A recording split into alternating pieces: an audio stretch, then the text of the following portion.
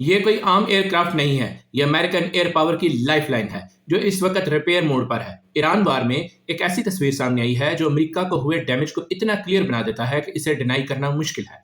US air power का एक KC-135 strato tanker जो हवा में रीफ्यूलिंग करता है, हाल ही में रॉयल एयर पावर यानी एक ब्रिटिश बेस है जिसका नाम है मेल्डन हाल, वहां पहुंचा है। लेकिन ये रूटीन लैंडिंग के लिए नहीं पहुंचा, ये लैंडिंग थी रिपेयर के लिए, यानी एक तरह से ये गैरेज पहुंच गया है।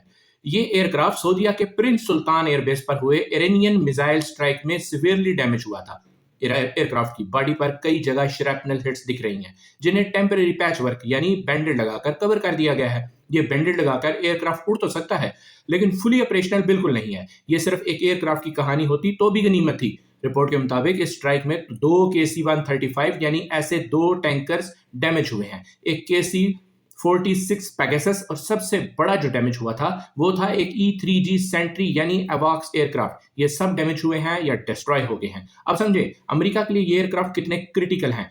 KC-135 और KC-46 ये मिड एयर रिफ्यूलिंग टैंकर्स हैं, यानी फाइटर जेट या बॉम्बर्स को हवा में ही फ्यूल दे देते हैं ताकि वो तवील फासले तक मिशन जारी रखे, इनको लैंड करने की जरूरत ना पड़े। और जो E-3G सेंट्री था वो एक तरह का फ्लाइंग रेडार था और कमांड सेंटर था, जो पूरे बैटलफील्ड को रियल टाइम मॉनिटर करता था, यानी एयरक्राफ्ट एयर वारफेयर सिस्टम की बैकबोन थी। और सबसे बड़ी बात यह है कि ऐसे एयरक्राफ्ट को रिपेयर करना टाइम कंज्यूमिंग और बेहद एक्सपेंसिव होता है। हालांकि एयरफोर्स का कहना है कि जो ब्रिटिश बेस पर KC-135 आया है, इसमें सिर्फ स्ट्रक्चर रिपेयर्स की जरूरत थी और इसके बाद ये सर्विस में आ जाएगा। लेकिन एक बात तो ये सारा इंसिडेंट क्लियर करता है कि ये वार वन साइडेड नहीं था। ऐसा नहीं था कि सिर्फ अमेरिका ही ईरान की मिलिट्री पर हमला कर रहा था, ईरान भी बराबर जवाब दे रहा था। इसके सबूत अब दुनिया में घूम रहे हैं। डैमेज दोनों तरफ से हुआ है। अमेरिका के पास डीप पॉकेट्स हैं, इसलिए शायद वो आराम से डैमेज को रिपेयर कर रहा है। लेकिन अगर ये वार ऐसे इलांगट होता रहा तो शायद अमेरिका के लिए ये एक इकोनॉमिक इशू बन जाएगा। ये तस्वीरें देखकर आपको लगता है कि वाकई अमेरिका और ईरान एक तरफा लड़ाई लड़ रहे थे,